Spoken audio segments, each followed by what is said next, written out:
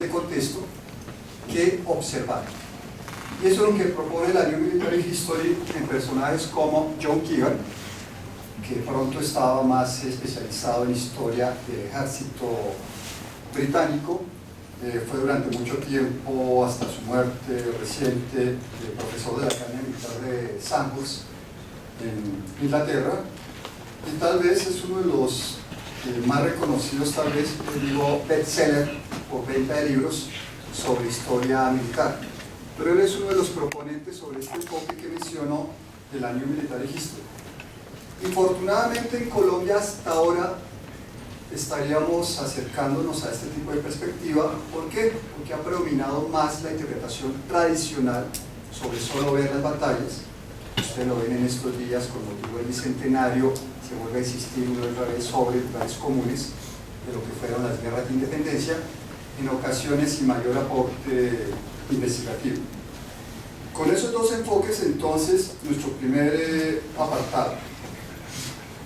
Hubo todo un proceso de evolución aerotáctica, todo un proceso de aprendizaje entre 1985 y 1998, por el cual pasamos del simple, perdónenme la expresión, del simple apoyo aéreo táctico a una condición de proyección de fuerza mucho más interesante, visto tanto en las brigadas móviles como en fuerzas todavía más sofisticadas, que sería la fuerza de despliegue rápido u otras manifestaciones, en la situación particular del conflicto colombiano.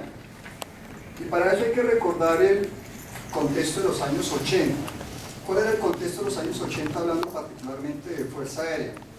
Tenemos en disputa ya una amenaza seria por reclamo de Nicaragua sobre San Andrés, y frente a eso entonces la Fuerza Aérea en 1981 precisamente articula el Grupo Aéreo del Caribe, todavía con A-37 y T-37, y tal vez se pensaba que era suficiente tener algún apoyo desde Palanquero con los Mirage, que ya llevaban una década de presencia en el país.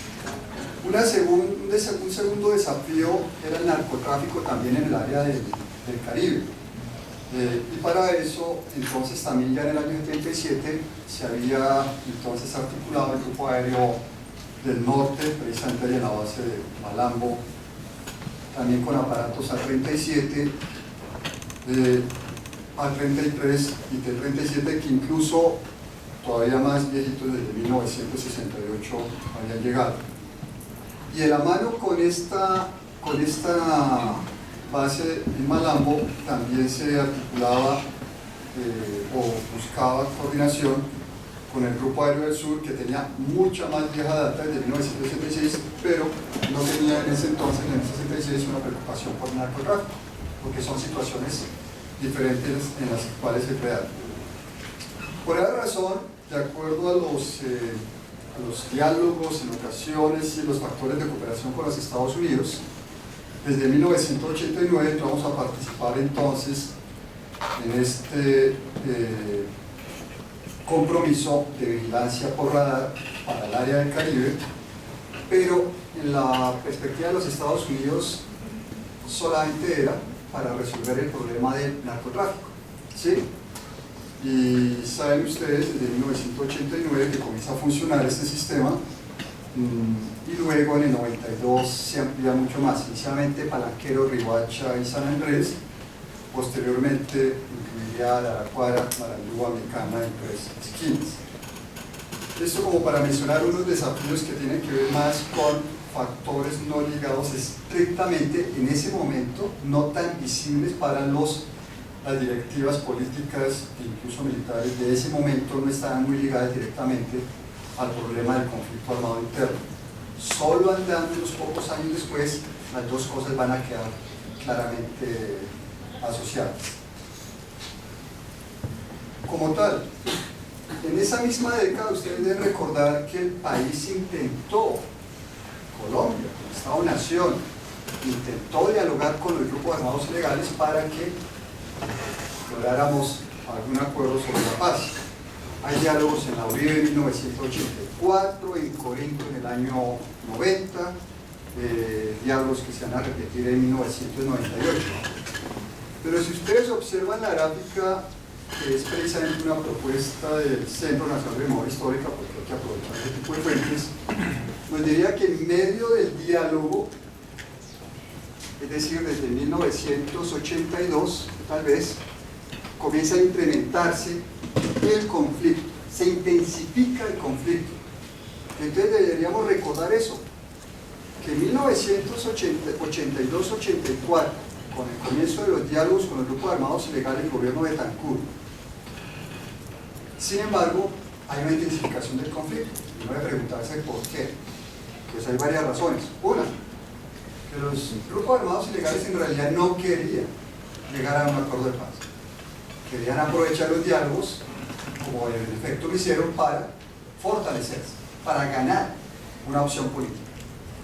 Pero en segunda instancia hay que considerar que había otro factor de fondo que comienza a afectar la posibilidad de la paz en Colombia, como va a ser el narcotráfico, ¿sí?, que mencionaba anteriormente. Ese es un factor que desde mediados de los años 80 va a hacer que el conflicto intensifique.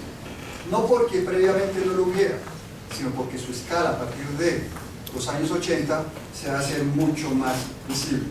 Y los grupos armados ilegales van a aprovechar esa coyuntura.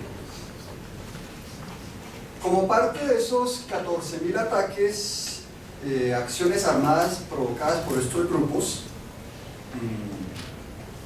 entre esos se cuentan los frecuentes ataques del grupo ELN al oleoducto Caño Limón Coveñas, que precisamente se convierte en una de las principales tareas posteriormente de la Fuerza Aérea, vigilar el tubo en una situación bastante difícil de todo su trayecto. ¿Y cuál era la situación entonces? La Fuerza Aérea tenía la posibilidad de atender todos los focos de esos 14.000 ataques propiciados por los grupos armados ilegales cuando solo contaba con la base de apoyo táctico del Melgar, ¿no? Era una situación bastante compleja porque no teníamos los medios institucionales entonces para atender tan arremetida de los grupos armados ilegales, ahora aupados con la condición del narcotráfico. De hecho, estábamos utilizando aparatos que ustedes conocen mejor que yo, los Bell, los Well más popularmente conocidos, que habían llegado ya desde 1969. Estos más pequeñitos para observación, los Hughes 500, también de un año cercano, 68, una versión del Well, que es el UH-1N, ustedes saben mejor que yo las características técnicas de cada aparato, pero esto es para insistir sobre que todavía a mediados de los 80 estábamos bastante cortos de medios para poder atender semejante intensificación de ataques provenientes de estos grupos en esas nuevas condiciones del narcotráfico. Por lo tanto, de alguna manera, el apoyo táctico que se ofrecía tenía que ver más con la escolta de transportes o dos, con la protección para el desembarco de tropas. Una manera entonces bastante todavía exigua de acompañar el esfuerzo contra el conflicto. Cuando uno observa ya no como cifras, sino en el mapa, precisamente las zonas de afectación y de ataques, utilizando la misma fuente del Centro Nacional de Memoria Histórica, ustedes ven que casi 2/3 partes del territorio están demandando una acción inmediata por parte de la Fuerza Pública Colombiana. Pero por medios tan escasos, pues eso no es algo que se pueda hacer sencillamente. Por ejemplo, en 1984 el grupo M-19 ataca Florencia. En 1987 el grupo FARC ataca al batallón Cazadores. De hecho, entre 1985 a 1991, sistemáticamente, y digo sistemáticamente porque esa es una categoría que puede analizarse a la luz del derecho internacional humanitario sobre cómo procedieron esos grupos. Sistemáticamente se dedicaron a atacar cada uno de los municipios del Caquetá, a sabiendas que la Fuerza Pública Colombiana no tenía capacidad de responder simultáneamente o inmediatamente a cada una de esas amenazas. Por esa razón, hacia finales de la década de los 80, el ejército se adentró en una nueva forma de operar, que es las brigadas móviles. No es porque hubiera empezado ahí plenamente la brigada móvil, porque para disponer de la brigada móvil usted necesita los soldados idóneos. El programa de soldados idóneos fueron los soldados profesionales, que había empezado como programa en 1985. Entonces hagan cuentas, necesitamos 4 años mientras generábamos o teníamos más bien una generación de soldados que fueran los idóneos para operar en las brigadas móviles, aquellas conformadas por compañías contraguerrilla y no soldados que estuvieran simplemente prestando su servicio militar de escasos 18 o 24 meses en la época y que eran mucho más bisoños en las operaciones contra el grupo de armados ilegales. Una de las operaciones en las cuales se vislumbró esta opción de las brigadas móviles va a ser la operación Mutatá en 1989. Es decir, la primera brigada móvil entra a funcionar en 1990, pero una de las operaciones que sirvió para determinar de manera adecuada cómo implementar la brigada móvil fue la operación contra el grupo EPL, donde la Fuerza Aérea Colombiana tuvo un interesante desempeño. Entonces va a servir precisamente de indicador para avanzar. Pequeño problema, de nuevo, la Fuerza Aérea no tiene todavía los elementos suficientes, a su vez, para darle ese respaldo al ejército para articular las brigadas móviles. Ustedes deben recordar que apenas en el 87 llegaron los primeros Black Hawk, y además llegaron en su versión transporte, ¿sí? Somos aquí nosotros los que en función del conflicto tenemos que adaptar esos medios para las necesidades del conflicto colombiano. Y también llegaron los AC-47, que luego se van a popularizar como el avión fantasma, aunque ya desde los años 60 se había utilizado con esa figura en Vietnam por los estadounidenses.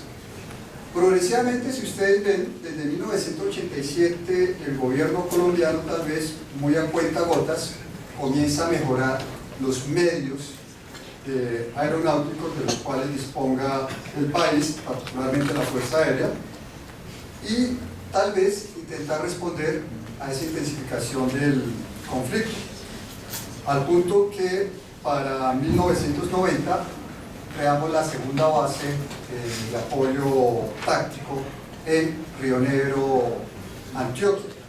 Pero fíjense ustedes en la fecha, porque es que hoy en día nos están hablando de la paz, que estamos ya en el proceso, algunos dicen post-conflicto, en realidad debería ser post-acuerdo con un grupo, ¿sí?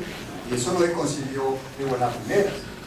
La gran mayoría de jóvenes de pronto ven el mundo distinto, pero a los viejos nos tocó de otra manera la perspectiva sobre cómo fue esta arremetida de los grupos armados ilegales como tal.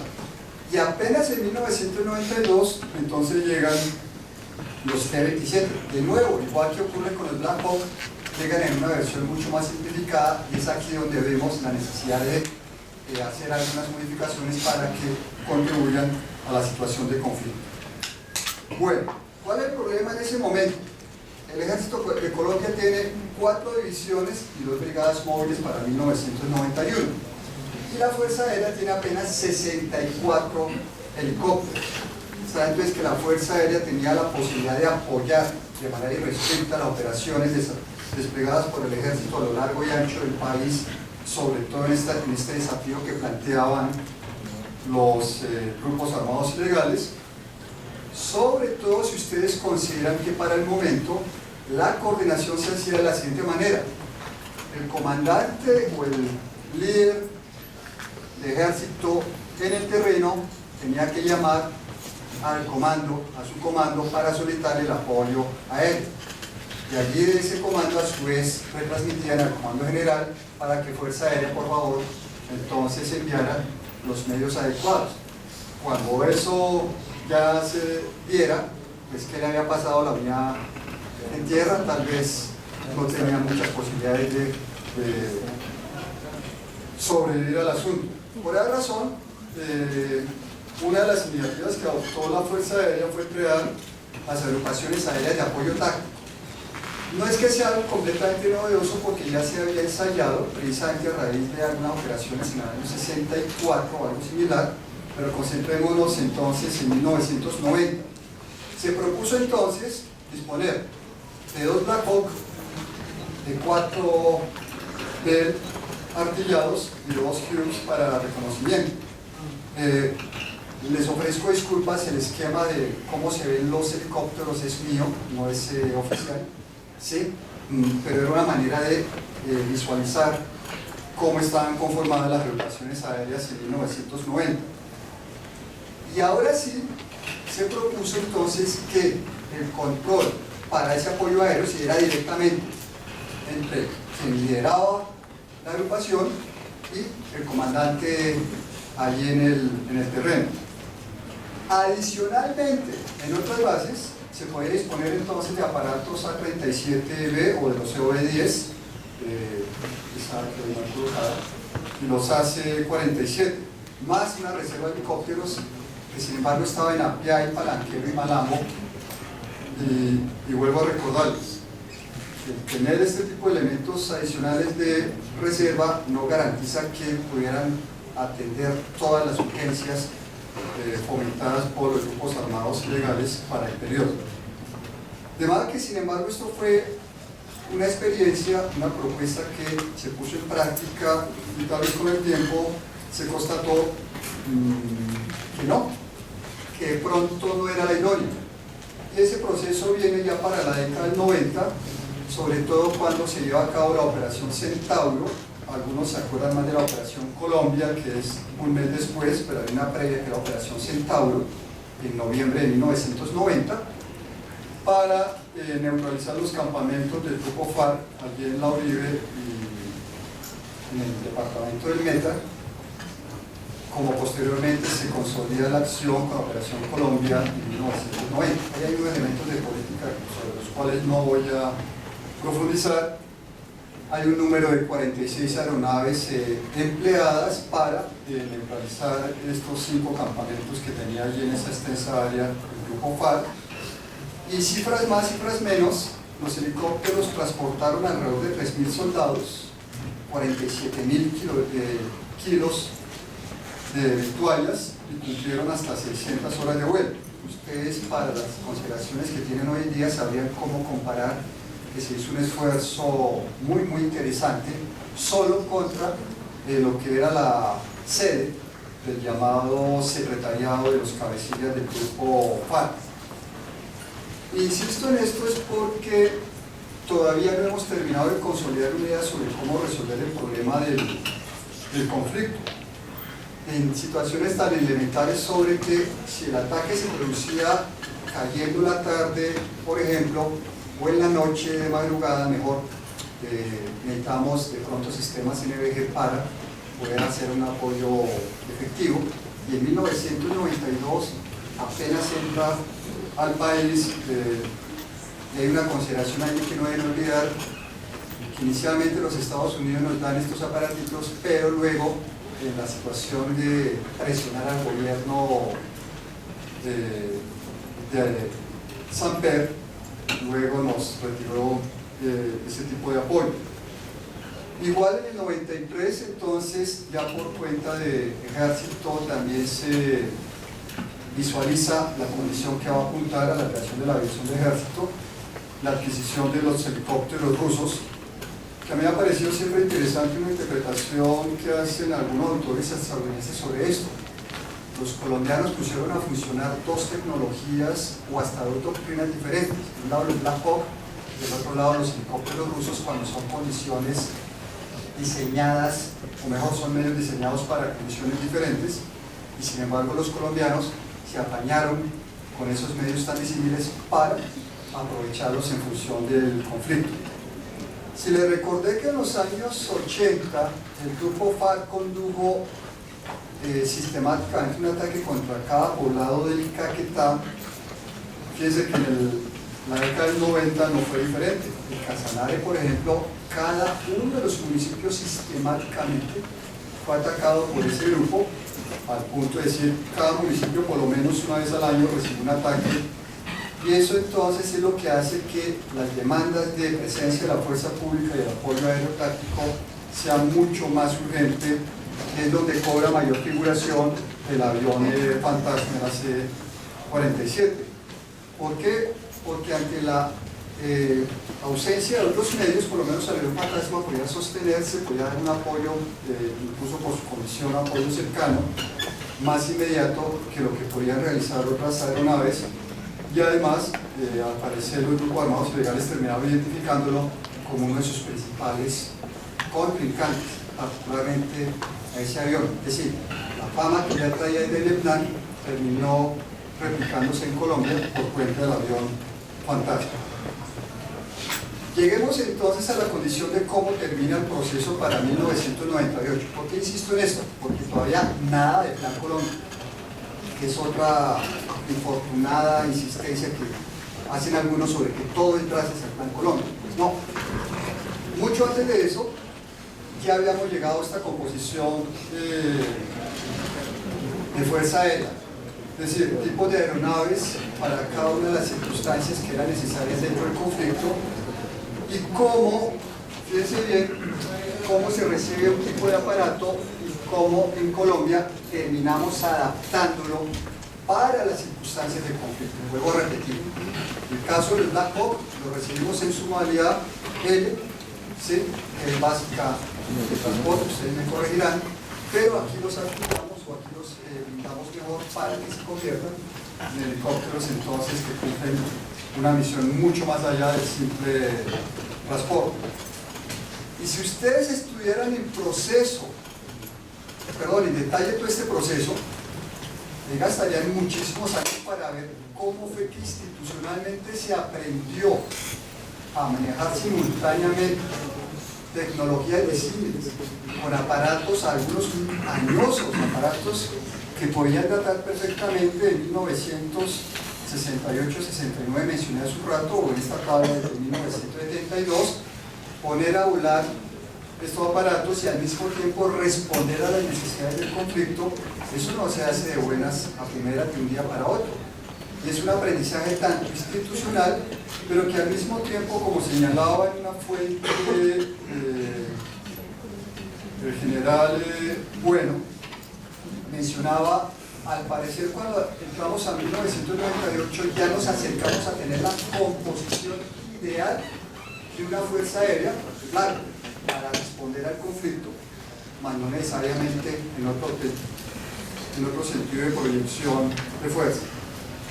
Y eso nos lleva entonces al cuarto momento militar del siglo, que así lo denominó el general Valencia Tovar, que incluye entonces a las tres fuerzas en términos de, aquí estoy simplemente mencionando ejemplos, la aviación del ejército, la infantería de marina con estos desarrollos de lanchas fluviales, o incluso para un periodo más reciente, el bombardeo de precisión con todos los elementos que supone haber llegado al empleo de ese tipo de táctica por cuenta de la fuerza aérea. Es decir, esto incluye desde la articulación de las brigadas móviles en ejército desde el año 90, la brigada de aviación en 1995 que mencionaba, fíjense bien las fechas cómo vamos evolucionando, no resolvimos el asunto de un día para otro, nos ha tocado paulatinamente ir resolviéndolo con escasos medios, problemas de presupuesto, problemas de política y al mismo tiempo el desafío más intenso que proponían los grupos armados ilegales. La imposición de la Brigada contra el Narcotráfico desde 1998, todavía sin Plan Colombia. El desarrollo de la Fuerza de Despliegue Rápido en 1999, que es una innovación interesante cuando pocos países en el mundo en ese momento tenían fuerzas de despliegue rápido o incluso las habían desarrollado con otro tipo de orientación. La nuestra es hacia el interior del territorio, capacidad de proyectar entonces fuerza en cualquier esquina del territorio colombiano, mientras que algo equivalente en los Estados Unidos era para proyectar fuerza más allá de sus fronteras. Ya mencioné la Brigada Fluvial de Infantería Marina o los batallones de alta montaña. El general Valencia le gustaba rememorar esto porque fue toda una transformación que se hizo paulatinamente, que se hizo casi que aprendiendo, experimentando por el camino, y que entonces nos llevó a obtener lo que posteriormente sería la victoria estratégica. Para la Fuerza Aérea, cuando cambia ese panorama de pasar de ser una fuerza de un apoyo aéreo táctico básico a algo mucho más sofisticado, pues el periodo lo mencionamos para 1998 por varias razones. De nuevo regresemos a la situación de contexto, porque de acuerdo se firmó un tratado con este grupo, pero a muchos se les olvida que ese grupo entre 1999 y 2001 de nuevo sistemáticamente se dedicó a atacar poblaciones colombianas. Aquí traigo ejemplo de 9 poblaciones, pero hay un catálogo completo de poblaciones destruidas por ataques de los grupos armados ilegales en este periodo. Curiosamente, 161 poblaciones destruidas, más de 5.000 muertos, más de 8.000 o casi 9.000 secuestrados. Eso no son cifras, esos son colombianos afectados. Y lo interesante del asunto es que hasta ese momento no nos prestaban mucha atención afuera. Afuera del país no nos prestaban mucha atención. Parece que en Colombia hay un conflicto. Pero si no es porque en 2001, hay que decirlo así, si no es porque en 2001 se produce un ataque terrorista en Estados Unidos que produce 3.000 víctimas y 13 edificios dañados, no cambia una perspectiva, por ejemplo, en Estados Unidos. Eso lo dicen algunos autores que voy a citar más adelante, Spencer, por ejemplo, Moyar. ¿Por qué me llama la atención sobre que antes de esta fecha, en Estados Unidos no se permitía, obviamente porque su legislación no lo permitía, que los medios otorgados por los Estados Unidos se utilizaran para fines distintos de combatir el narcotráfico? Solo después de 2001, a raíz de este ataque, nos permitieron entonces utilizar los medios porque se entendió que había una ligación estrecha entre el grupo de armados ilegales y el narcotráfico. Pero es solo a partir de esta situación. Antes obviamente no se permitía, y eso entonces incluso produjo roces institucionales, porque incluso para antes de este periodo quien recibía el grueso del apoyo de los Estados Unidos era la Policía Nacional. Recuerden los tiempos de José Serrano, iba para la Policía Nacional en detrimento de las fuerzas militares, y entonces uno encontraría que incluso esa orientación política de Estados Unidos termina aupando que se intensifique el ataque de los grupos armados legales contra las poblaciones y el mismo ejército de Colombia. ¿Cuál es una de las operaciones entonces que muestra ese otro carisma de la Fuerza Aérea? La operación Vuelo de Antes, porque es la operación que marca el antes y el después, ¿sí? Con respecto a cómo se ve la Fuerza Aérea o con respecto a cómo se vislumbran las posibilidades que tenemos en Colombia para derrotar a los grupos armados ilegales. En efecto, el ataque contra Mitú se hizo a sabiendas, el ataque del grupo FARC se hizo a sabiendas de que las fuerzas militares no tenían la posibilidad de llegar allá. Entonces ellos jugaron sobre seguro, pero en realidad no habían medido que la Fuerza Aérea había venido progresando, porque regularmente la respuesta la daba era el ejército. Y la Fuerza Aérea en efecto fue la que primero respondió, fue la que pudo ofrecer una conciencia situacional a través de los sobrevuelos de estas aeronaves que permiten hacer la observación sobre qué está pasando. Fue la primera precisamente en poder suministrar un apoyo aéreo cercano. Apenas tenemos 3 años de haber empezado la brigada de aviación de ejército, pero en cambio la Fuerza Aérea tiene una mayor trayectoria en el asunto, aunque tenga menos medios, y sobre todo garantizar el transporte aéreo militar, que también tuvo muchas dificultades. ¿Sí? Recuerden ustedes, pedirle permiso a Brasil, poder tener entonces un despliegue en el cual utilicemos todas las bases, comillas, cercanas, que no son en realidad tan cercanas, y cómo entonces decir, enviamos una oleada entonces de las fuerzas para retomar a Mitú, pero entonces cómo regresan los helicópteros, o cómo sostenemos entonces a los policías que están resistiendo, etcétera. Y finalmente retomamos. Y gracias en gran parte a esa capacidad de respuesta que ya en 1998 ofreció la Fuerza Aérea. Y entonces esto era lo que insistía, que hay que recordar que para esta época apenas se está terminando de negociar el Plan Colombia. Y que en esa perspectiva, el Plan Colombia, ustedes observan, en realidad el porcentaje directo que ofreció Estados Unidos corresponde al 13%. ¿Y el resto quién lo paga? En realidad lo pagó el resto de colombianos. ¿Sí?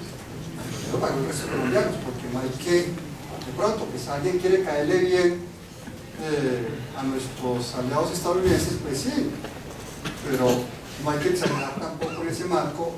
Hay que reconocer que hay un esfuerzo del pueblo colombiano, porque son los impuestos del pueblo colombiano, son los presupuestos del gobierno colombiano, los que aupan entonces el llevar a cabo este plan como tal, que entonces en medio de los diálogos por enésima vez con el grupo FARC, que se hacen en la zona del Caguán, llegado el momento, tener que admitir que esos diálogos no funcionan, que ese grupo está aprovechando los diálogos es para fortalecerse y que por lo tanto hay que suspender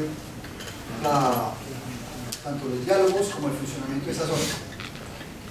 Pequeño problema, ¿cómo recuperamos la zona? Le pregunto al ejército, el ejército dice, tal vez en 6 meses podemos recuperar esa zona. ¿Qué dice Fuerza Aérea? Lo podemos hacer en plazo de horas. ¿Por qué? La Fuerza Aérea, durante los últimos 3 años, más o menos lo mismo que duró el proceso de diálogo, fue encargada de recabar información de inteligencia, ¿sí?, para conocer al detalle qué era lo que estaba ocurriendo en esa zona de extinción. Y en efecto, entonces, se desarrolla la operación Delta Cora 2002, donde se utilizan estas aeronaves, y vale la pena resaltar ahí que estamos hablando de una zona de 43.000 kilómetros.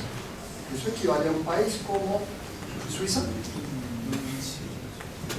Esas son las dimensiones de estos asuntos. En ocasiones a los jóvenes o a algunos colombianos se les olvida lo que ha sido la situación de conflicto tal cual para resolver. Ahora, y la Fuerza Aérea hace este desarrollo, pero al mismo tiempo tiene que cumplir sus demás tareas en 2013 y 2014. Defensa de poblaciones, ataques a campamentos, ataques estratégicos, apoyo aéreo cercano, interdicción, seguir con su identificación de plazas sospechosas, inmovilizar aeronaves, inmovilizar lanchas. Y las cifras son interesantes en la gran mayoría porque en el plazo 2013-2014, en efecto, la Fuerza Aérea cumplió con su cometido, lo cumplió muy bien, logró disminuir estas afectaciones, ¿sí?, de esta manera tan evidente como se ve en el gráfico, frenar las exacciones de los grupos armados ilegales, de las bandas del narcotráfico, y al mismo tiempo, como se ven en las fotos, cumplir sus misiones de ayuda humanitaria. Eso dice mucho entonces de las capacidades como tal, para llegar entonces a la fase decisiva, ¿cuál? La 2007-2015. Y esta diapositiva es interesantísima por eso, porque en efecto utilizamos bombardeo de precisión, no bombardeo estratégico, que incluso yo he visto por ahí dentro de la misma fuerza de quienes en ocasiones cometen error. Una cosa es bombardeo estratégico como doctrina que durante la Segunda Guerra Mundial significaba otra cosa, y aquí hablamos es de bombardeo de precisión, ¿sí?, como tal. Sobre todo porque estas bombitas no fueron diseñadas para que las portara un avión de los nuestros, ¿sí? Entonces hubo que experimentar. Ustedes saben que inicialmente se diseñaron para otro tipo de aeronaves estadounidenses y hubo un proceso de experimentación, adaptación y sobre todo establecer una táctica de cómo utilizarlo en el momento decisivo. ¿Para qué? Para lograr esto. Para lograr uno de los propósitos centrales de los diferentes planes trazados por los gobiernos colombianos: debilitar la capacidad de lucha del contrincante, en este caso de los grupos armados ilegales. ¿Sí? Operaciones que sucesivamente de 2007, incluso hasta 2015, vale decir, después de iniciar los diálogos con el grupo FARC, o mejor, hay que recordar que en 2011 es neutralizado el principal cabecilla de ese grupo. Entonces parece que por fin entendieron, hay que sentarse a dialogar. Eso se llama victoria histórica. Porque la finalidad militar no es aniquilar. Eso tenemos que aclarárselo a todo el mundo. No es aniquilar, es debilitar su voluntad de lucha. Ese es nuestro propósito. Y aquí se cumplió plenamente. Se cumplió de una manera interesante, es porque la Fuerza Aérea, al cumplir esa serie de misiones de bombardeo de precisión para neutralizar a los cabecillas de estos grupos, lo hizo con el mínimo, casi ínfimo, la ínfima ocasión de afectaciones al derecho internacional humanitario y sobre todo de violaciones contra los derechos humanos. Cifras que son vigentes por sí mismo. Ustedes deben recordar que les mencionan como ejemplo 1 o 2 sobre que son los casos como comillas más escandalosos que pueda tener Fuerza Aérea, al contrario de las otras fuerzas, ¿sí? Hay que decir. Y eso nos lleva entonces a lo que afirman Thatcher, Ramsey, Spencer, Boyar. ¿Por qué cito extranjeros? Precisamente por eso. Ellos son los que dicen, los colombianos lograron una victoria decisiva que tuvo entonces carácter estratégico, sentar a dialogar a ese grupo. Desde 2004 para Thatcher ya identifica esa posibilidad. Desde 2004, es decir, 8 años antes, incluso de que el grupo aceptara el diálogo, ya percibió Thatcher que había una victoria decisiva a obtener por las Fuerzas Armadas colombianas, por las Fuerzas Militares colombianas. Y en ese marco destacan estos autores el desarrollo de las capacidades colombianas. 1. Los planes estratégicos, llámese Colombia, Patriota, Espada de Honor, el que sea. 2. El desarrollo de un capital humano, que es el factor importante aquí. Hay un aprendizaje institucional, hay un aprendizaje de los líderes, de los cuadros, del personal al respecto. Lo que señalábamos con la visión sobre composición de la fuerza. Progresivamente, desde 1985, se fue alcanzando el nivel de desarrollar una fuerza cuya composición fuera óptima, ¿sí?, para responder a esos desafíos. Y en ese marco, algunos de esos autores también subrayan por qué características es que la Fuerza Aérea Colombiana se convierte entonces en un referente para obtener esa victoria decisiva. 1, porque fue la que garantizó el dominio del espacio aéreo. 2, porque fue la que aportó de lleno con el desarrollo de las plataformas aéreas de inteligencia. 3, porque mantuvo aún así un esfuerzo sostenido en todos los ámbitos, lo que mostramos hace un rato, operaciones humanitarias, operaciones contra el narcotráfico y al mismo tiempo operaciones contra los grupos armados ilegales.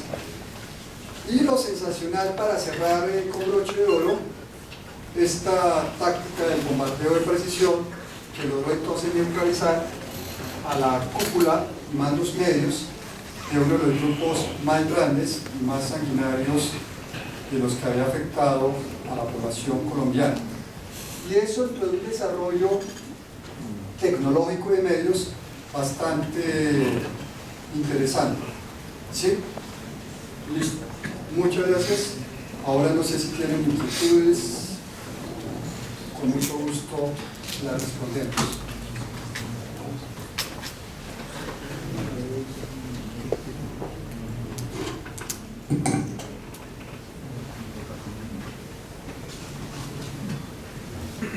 Profesor, buenas tardes, capitán Gómez. Quisiera preguntarle de pronto al profesor, dentro de su análisis, si, qué reflexión le merece de pronto el impacto de la creación de las otras aviaciones a la Fuerza Aérea, qué impacto tuvo.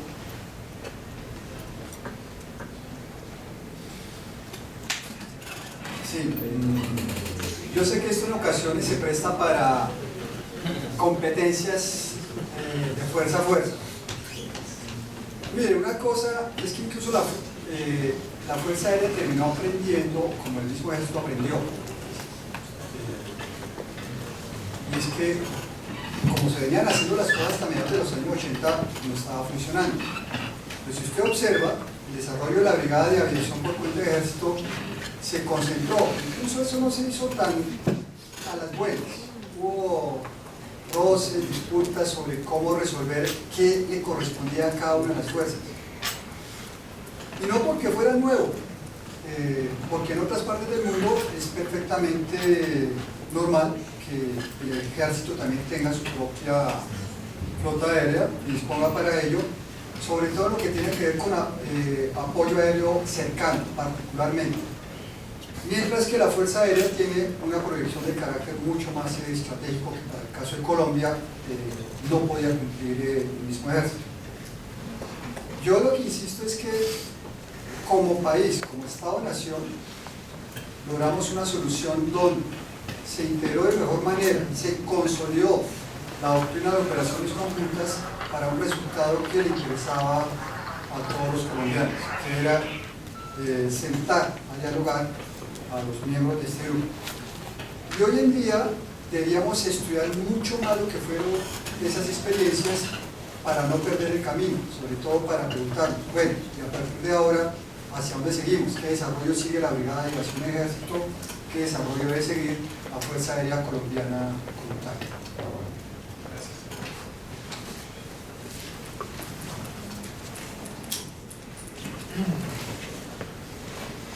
Doctor, buenas tardes, Mayor Espinosa.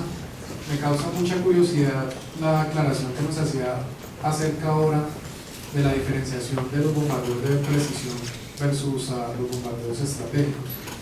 Nosotros, dentro de la doctrina institucional de la Fuerza Aérea Colombiana, el manual rector de la doctrina es el manual básico de doctrina aérea y espacial, y dentro de la función aplicar la fuerza define como ataque y bombardeo estratégico los realizados contra objetivos de alto valor. Por tal motivo, esa clasificación que usted nos mostró de esas operaciones para la doctrina nuestra está clasificada como un bombardeo estratégico considerando esa definición. ¿Está mal nuestra doctrina alineada respecto a algún estándar que de pronto usted conoce que nos puede compartir? Yo no podría atreverme a decir que esté mal, porque de hecho eso fue uno de los documentos consultados para algunos de los artículos que publicamos sobre este asunto en 2016 y 2017. Lo que sí es cierto es que también como historiador y como compromisario con las fuerzas militares desde los meses que estoy aquí en la Escuela de Guerra, he entendido que de fondo hay una perspectiva política que vale la pena prestarle mucha atención. Y es que si usted haga que un periodista hable de bombardeo estratégico, el común de muchas personas va a terminar asociando con destrucción masiva, que fue la que era fin a esa idea durante la Segunda Guerra Mundial y posteriormente. Y por esa razón insistí en utilizar el concepto bombardeo de precisión, además porque hace parte del desarrollo particular que se hizo en la parte ya netamente táctica de cómo se adaptó la bomba, qué aviones utilizar, cuántos aviones desplegar, etcétera, etcétera, cómo realizar la operación contra los cabecillas de este grupo armado ilegal. Valdría la pena entonces estudiarlo en ese sentido, hasta qué punto podríamos decir los bombardeos estratégicos tienen tal caracterización, pero el bombardeo de precisión. Hay algún texto que yo cito en uno de esos artículos porque intenté revisar al máximo las fuentes idóneas a nivel internacional y me permitían entonces hacer ese tipo de precisión. Entonces, con mucho respeto, usted me permite más bien recurríamos a mirar algunos de los artículos donde está citada la fuente como tal, incluyendo el mismo manual de doctrina.